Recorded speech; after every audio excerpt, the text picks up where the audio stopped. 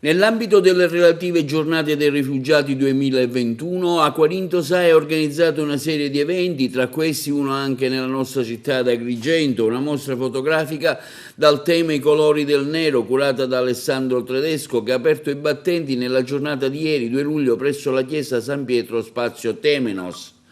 L'autore sceglie il colore e non il bianco e nero per descrivere momenti di vita ritratti dal 2013 al 2021 nei suoi viaggi in Nord Africa e Medio Oriente e agli ospiti del centro di accoglienza che l'associazione Acquarinto gestisce nel territorio agrigentino. Presente anche il noto fotografo agrigentino Tano Siracusa. L'inaugurazione di questa mostra fotografica diciamo che rientra nell'ambito delle attività dell'Associazione Acquarinto che vogliono promuovere la giornata mondiale del rifugiato. Era una serie di attività che sono iniziate a inizio giugno e finiranno il 5 luglio con il convegno finale dove parteciperanno tutti i referenti dei progetti dei vari centri di accoglienza che sono sul territorio agrigentino e anche le istituzioni e gli enti locali. Ecco, la mostra su quali soggetti l'hai incentrata? La mia mostra insomma, ho voluto riprendere come faccio di solito momenti di vita che nei miei viaggi in Nord Africa, in Medio Oriente, non sono altro che momenti di vita, niente più che questo. Ecco, che testimoniano in ogni caso il tuo percorso culturale anche che hai avuto e la vicinanza a certi fenomeni.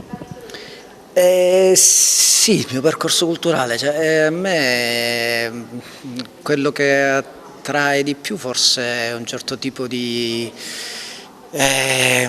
umanità, non quella che viviamo noi qui quotidianamente, ma un'umanità più sincera, più semplice e anche più complessa se vogliamo. Cioè, questo mi attrae, cioè, e questo forse voglio restituire quando fotografo, se ci riesco. Io ho raccolto molto volentieri l'invito, non conoscevo Alessandro per questa sua attività fotografica e per l'attività di scrittura anche, o meglio, avevo letto degli articoli, dei brevi racconti che aveva pubblicato Alessandro su Sud-Ovest.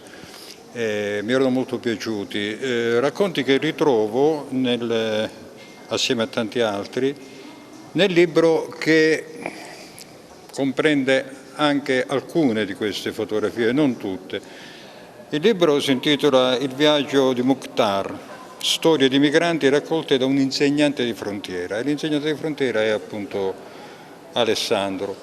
È un libro secondo me assolutamente necessario, dove le parole integrano le informazioni che veicolano queste immagini fotografiche. In fondo queste fotografie raccontano, descrivono